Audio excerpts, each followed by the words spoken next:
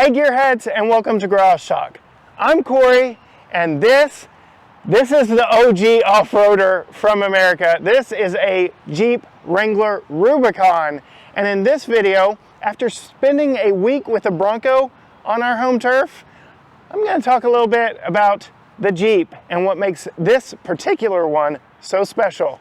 And let me just tell you, Team Jeep, baby.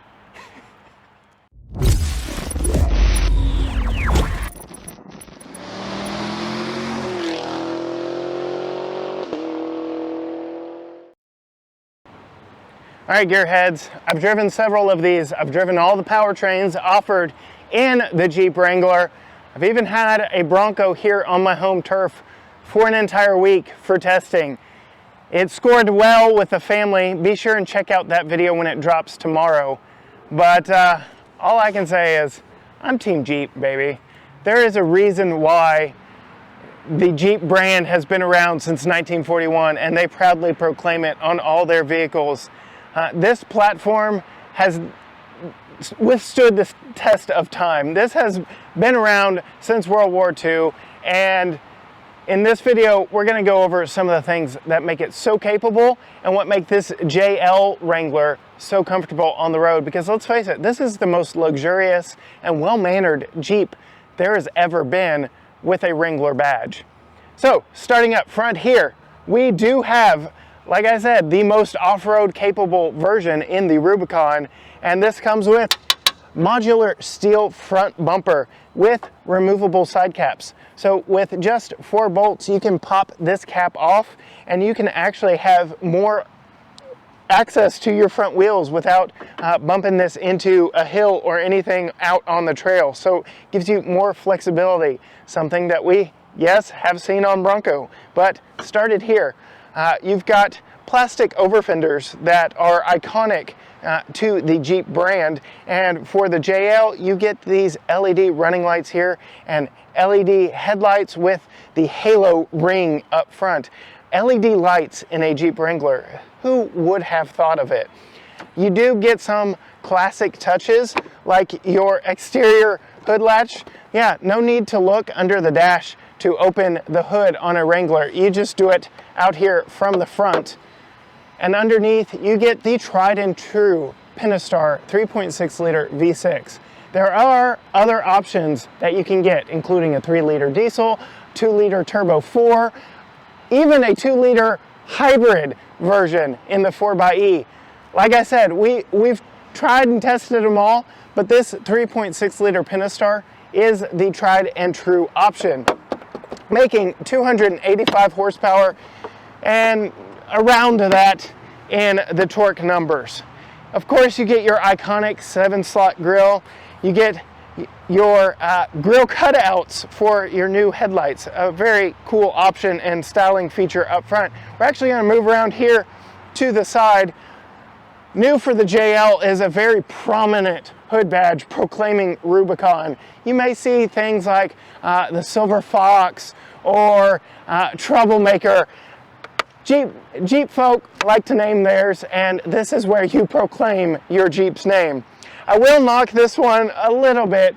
We've got a fake vent here. I know it's for styling to break things up a little bit, but you can actually see the red, firecracker red paint through the holes in this fake vent. So, you know, it is what it is.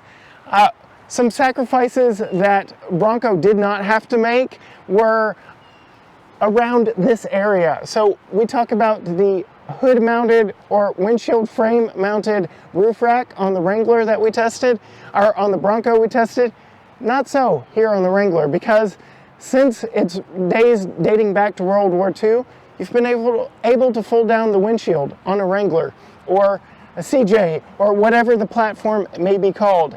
And that is true here on the JL Wrangler as well. Just a few bolts, pop off these windshield wipers, and yes, these bump stops here are to rest your windshield so that you don't scratch it up, you don't break it. And even with a removable or foldable windshield, you still get creature comforts like lane keeping and all kinds of safety tech that you would never expect in a vehicle this capable off-road.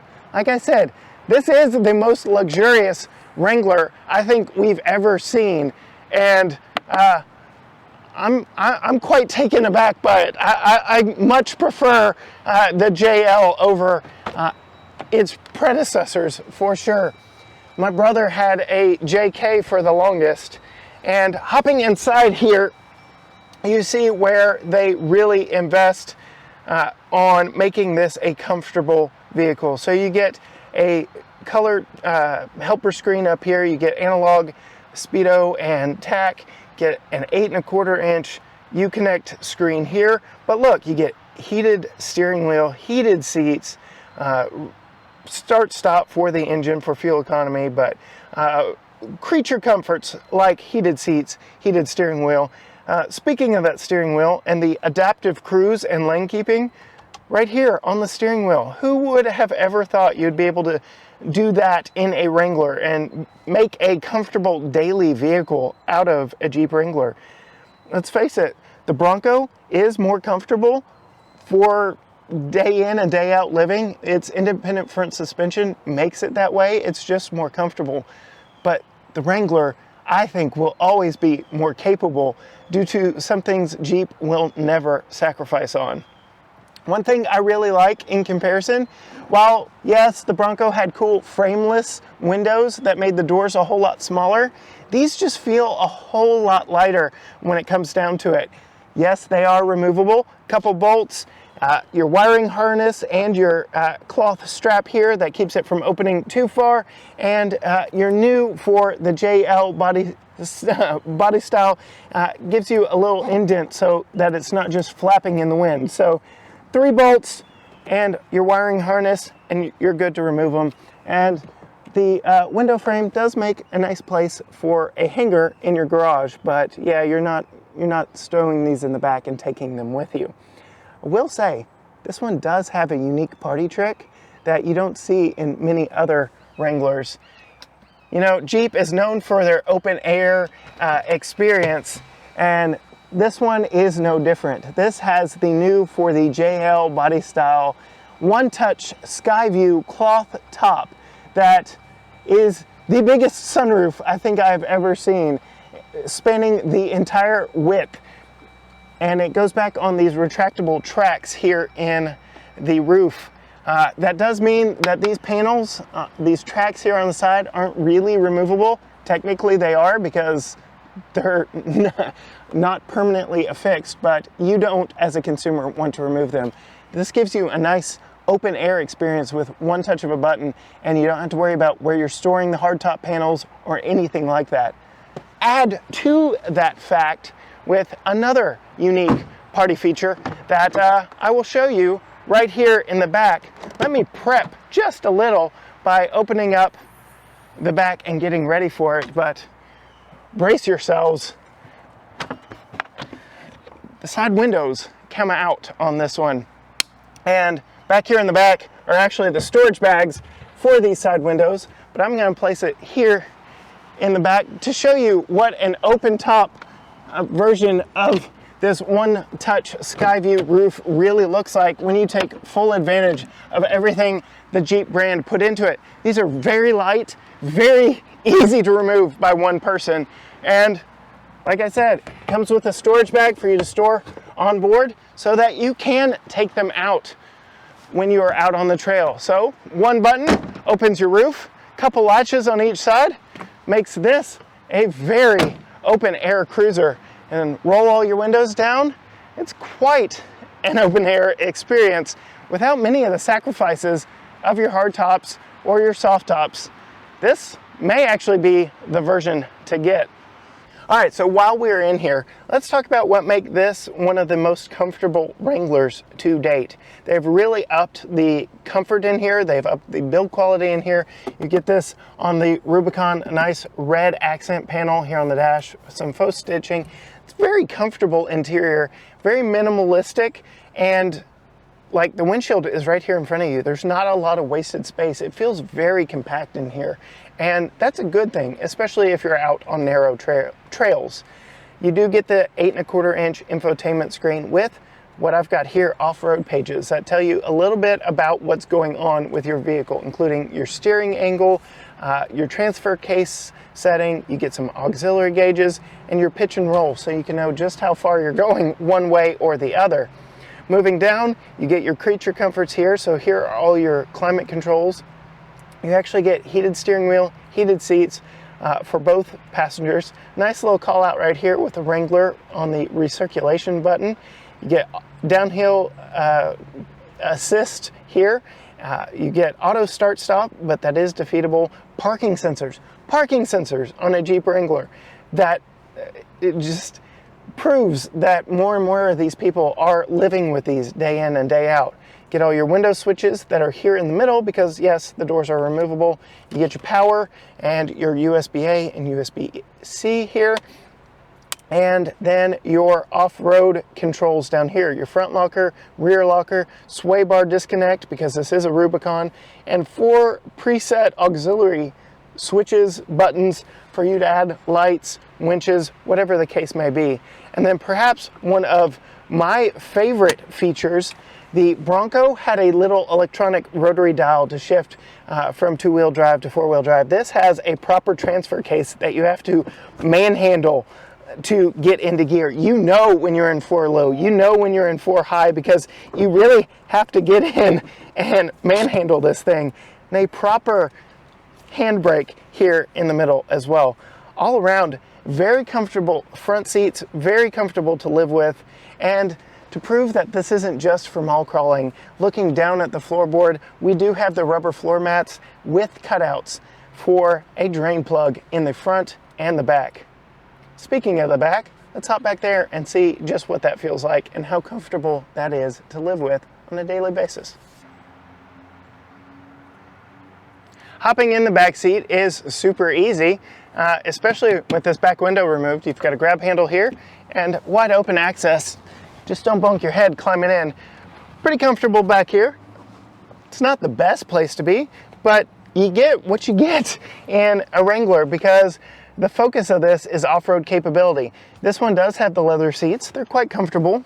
With the leather seats, you actually get a fold-down armrest with cup holders in the headrest, which is a little strange, if you ask me, but makes for convenience back here.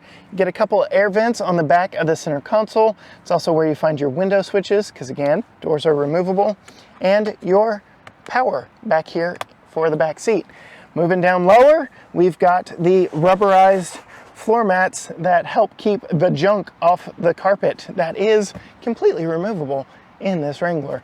Let's move to the way back now and see what that looks like.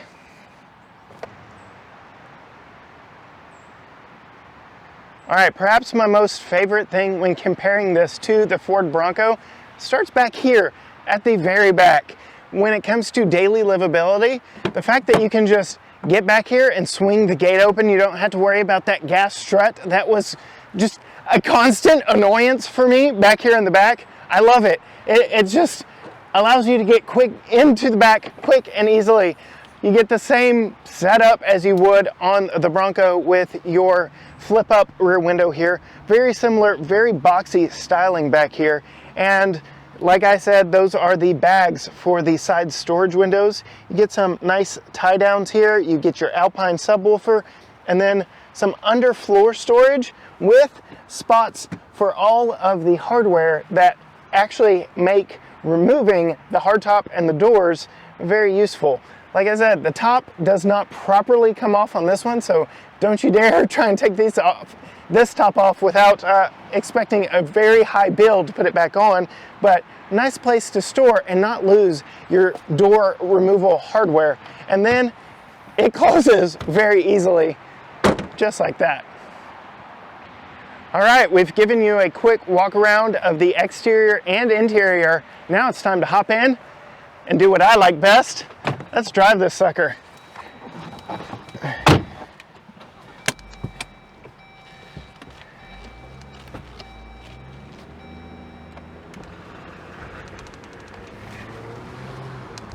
Just getting in, it feels so right. There's just so much done right with this platform. It's not excessively large. It feels like it's the right size. There's not a lot of wasted space here on the dash. The door panels are slim and compact. It is narrower than a Bronco, and you notice that, you feel that, but in all the right ways. And then the 3.6 liter Pentastar, it's got plenty of power to get up and go. And this is a competent daily driver. Yes, it's like driving a brick down the road, and kind of makes you question why they made a plug-in hybrid version of this, but it does the trick. With this 3.6 liter Pentastar, you do get start-stop technology to help with the fuel economy, but it's still not stellar. And let's face it, you're not buying this for the fuel economy. You're not even necessarily buying this for the on-road capability or comfort. Though, as we mentioned earlier, Jeep has really dialed up on this one. This Uconnect system up here is very good, and the off-road pages just make it that much better. You can even option them with a trail cam up in that 7-slot grille, so you can see up ahead of you when you're on a trail. If you're pointed to the sky and need to see the spotter on the other side of your hood, you can do it. The upright driving position of this feels right. The seats, while you know the recline is a strap-based recline function, it still gets you right where you want to be and is a comfortable driving position. Like I said, it's upright. It helps you see out. The visibility, like I said, you're driving a box, so day in, day out visibility of this is great. Remove those back windows, it gets even better. Out on the trail, I can see the corners very easily. Sure, that fender over there on the passenger side is a little obscure, but this one I've got a great vantage point of as well. The on-road manners of this are vastly improved over the outgoing JK. And I should know, I rode 4 hours down to Houston in the middle of the back seat of one. This one is so much more comfortable than the model it replaces. And even more creature comforts for if you're the one doing the driving on a road trip like that. You've got adaptable cruise control right here. You've got lane keeping. Who would have ever thought you would see stuff like that in a Wrangler? This is a perfectly civilized version of the most off-road ready, street legal vehicle that you can buy today. And I stand by. I'm wearing my Team Jeep shirt today for a reason. Just hopping in this and driving this across the parking lot of our friends at Classic Toyota here in Tyler reminded me everything I love about this platform, even after spending a week in a Ford Bronco. The Ford Bronco is great. This Jeep Wrangler, it just speaks to me in a more just basic sense. I talked about it earlier, the manual transfer case that you have to like actually put some muscle behind to put it in 4-low. I appreciate that. The fact that the doors are light and just swing open easily, I like that. That rear hinge gate is perhaps my favorite advantage of daily life of this Wrangler over a Ford Bronco. It fits more. It's just more basic. It feels more simple. It feels less delicate. And I would say that perhaps that is the key takeaway of the Wrangler. It feels less delicate. Unfortunately, we've only got this on loan to us from a dealership for an afternoon shoot. So no, I can't take this out to Barnwell, but I will link down below some of the different opportunities I have gotten to take the Wrangler platform off-road, and I like it. It is definitely more capable when it comes to the extreme hardcore stuff, but for what I would be doing off-road, either of these platforms are completely capable of what I would throw at it. Yes, the Jeep platform has been around longer. It is more tried, true, and tested. There are more accessories. There is a bigger community of Jeep drivers and Jeepers out there. this is definitely got the heritage. The Bronco has a place though, and while yes, they're both going after very similar markets, I think the core demographic of the two are a little bit different. I do believe the Bronco appeals more for your daily driver, though Jeep has proven that they can make a daily driver out of this platform. It's quite confident, inspiring driving around town, and that compact size actually makes it just as good on-road as it is off-road. And to be honest, you know, both are body-on-frame vehicles. I feel like the ride on this, just driving around town, may even be a little less truck-like. I don't know. Like I said, I only have this for an afternoon. I've driven many other Wranglers for longer, but this feels pretty comfortable on-road as well. You can tell I've got the roof open. The wind noise can be a little much, but with the push of a single button, you get that soft top come in and close everything off in here. And on a gray overcast day like today, it's perhaps the biggest advantage of that roof over any other top option that you could have, Jeep or Bronco. It makes for a very convenient opening and closing. You can just do it with the push of a button. I like it. I like it a lot. This platform is good. I'm torn. Let me know down in the comments below. Are you Team Jeep or are you Team Bronco? Because while I don't believe you can go wrong with either, getting back in this one, Final thoughts. If you haven't guessed it, I'm Team Jeep. I really love the Bronco. Like I said, stay tuned tomorrow for my family's impression of that rig, but it's hard to go wrong with the OG. From the 3.6 liter Pentastar under the hood, the solid front axle that make this a rock crawling beast, and just the aftermarket support of the Wrangler and the whole Jeep community, I really think this is the one that I want in my driveway. Garbage truck. They found us.